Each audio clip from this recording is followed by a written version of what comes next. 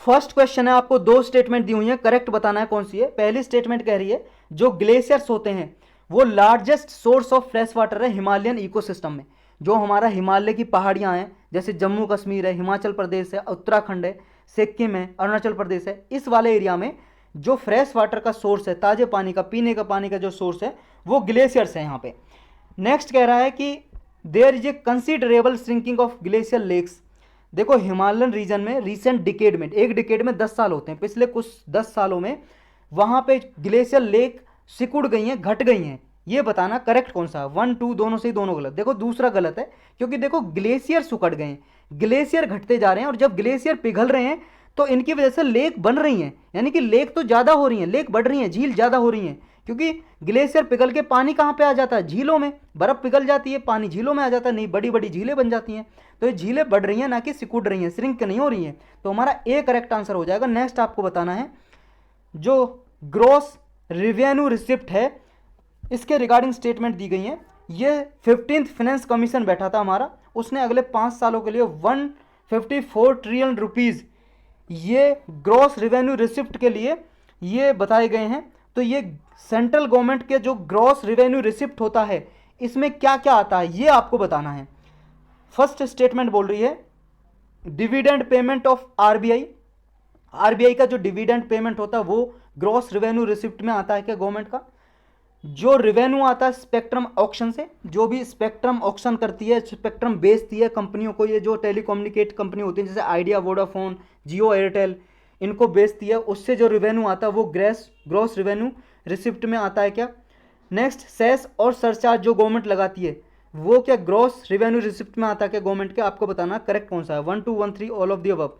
देखो सारे के सारे सही हैं, इसमें डी आंसर करेक्ट हो जाएगा।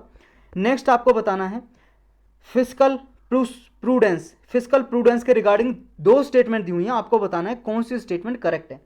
जो फिस्कल प्रूडेंस का मतलब ये है जब डिमांड क्रिएट करने के लिए ज़्यादा स्पेंडिंग, ज़्यादा खर्चा किया जाए, उसको बोलते हैं फिस्कल प्रूडेंस। नेक्स्ट बोल रहा है जो एफआरबीएम एक्ट है हमारा 2003 का, fiscal responsibility and budget management act 2003, इसने क्या है फिस्कल प्रूडेंस के कंसेप्ट को इंस्टीट्यूशनलाइज कर दिया, मतलब एक इंस्टीट्यूशन की तरह बना दिया, इंस्टीट्यूशनलाइज कर दिया इसको।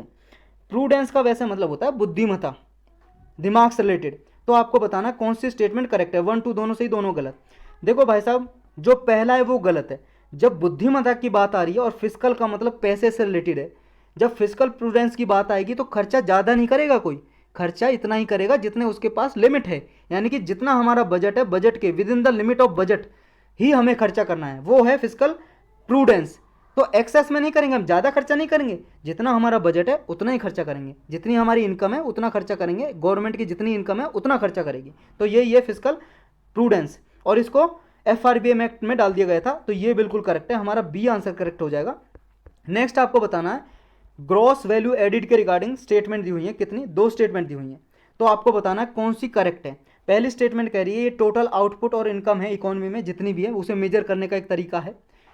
ये क्या है, रुपी वैल्यू में अमाउंट, जितना भी गुड्स और सर्विसेज का जितना भी अमाउंट है रुपी वैल्यू में प्रोवाइड करता है, और लेकिन जो कॉस्ट, इनपुट कॉस्ट और रॉ मटेरियल की कॉस्ट आ रही होती है उसको डिडक्ट कर देता है। डिडक्ट का मतलब माइनस कर देता है, घटा देता है। तो आपको बताना है कौन सी स्टेटमेंट करेक्ट है, 1 2 दोनों से ही दोनों गलत। देखो दोनों स्टेटमेंट करेक्ट है, तो हमारा सी आंसर करेक्ट हो जाएगा। नेक्स्ट आपको बताना है deposit insurance credit guarantee corporation, इसके रिगार्डिंग 2 3 स्टेटमेंट दी हुई है, आपको बताना है कौन सी स्टेटमेंट सही है।